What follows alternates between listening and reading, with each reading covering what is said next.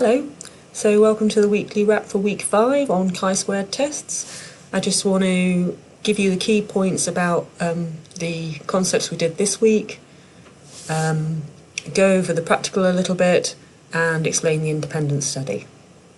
Okay, so the topics this week were on chi-squared tests, and the learning outcomes were that you to be able to recognise when you should use goodness of fit chi-squared test or a contingency chi-squared test, and be able to carry them out by hand and in R and report on them. So when do we use a chi-squared test? So we use chi-squares whenever we want to know whether the number of things falling into a series of categories are what we expect.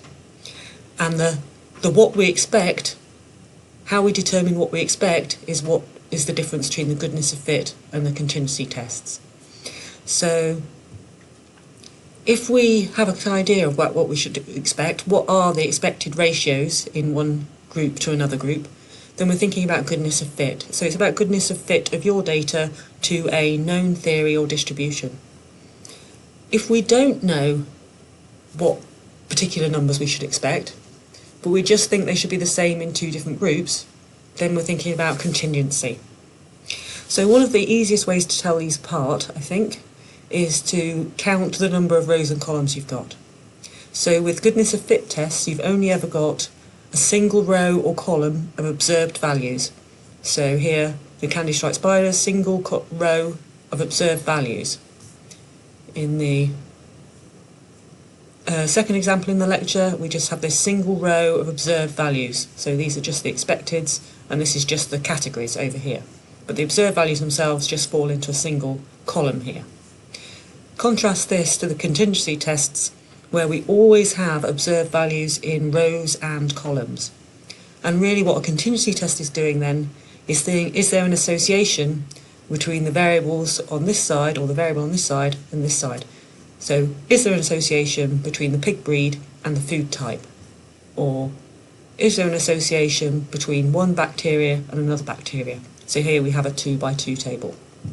So goodness of fit, single row or column, contingency, more than one row and more than one column, or at least 2 of each. Okay, so then the actual practical. So for this practical, you had to distinguish between the tests and carry them out.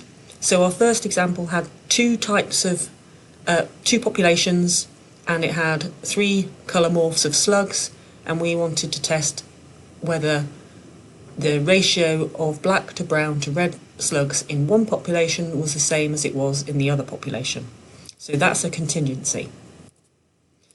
The inductions, we've only got here, you see, a single column of observed values. So that should help you see that what we'll be doing is a goodness of fit. And we have no particular theory to fit this to, but it makes sense to think in terms of uniform. So we'd expect, if inductions are just carried out according to clinical need, then you just have the same number every day. For blood group and the ulcer example, we're thinking here of whether there's association between blood group and whether or not you have an ulcer. So we have a 2 by 2 table with the blood group along the top and the whether or not you have an ulcer on the side. So that's a contingency. And the last one, genetics example. So here we're testing our fit to the ratios we'd expect under Mendelian genetics. So in this particular example, we're expecting a 9:3 to 3:1 ratio, and we can test whether the numbers we've got actually fall in that ratio. So in order to find the answers, you need to follow the link to the RMD file, as is the case for every practical.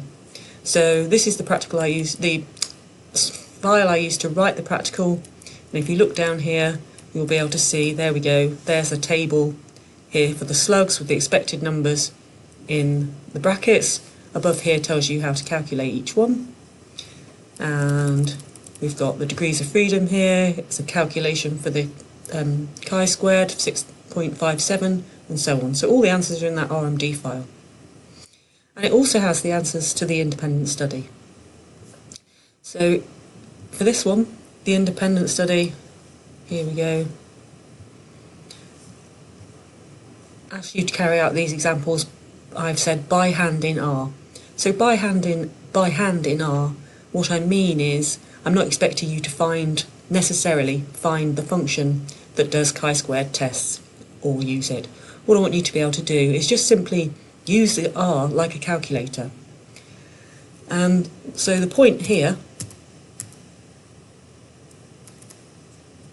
we go, independent study. So this first one here is on slugs, this is to doing it in R. So the point here isn't to find the quickest or the easiest way to do a chi-square test in R.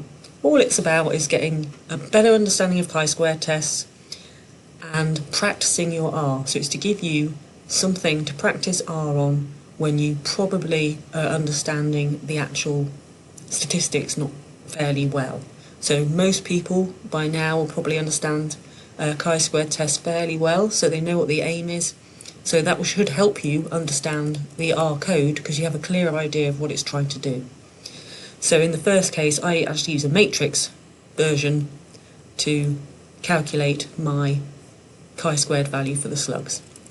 Later on, I show you how to use a chi-squared.test on our data. Okay, so that's all I'm going to say for this week.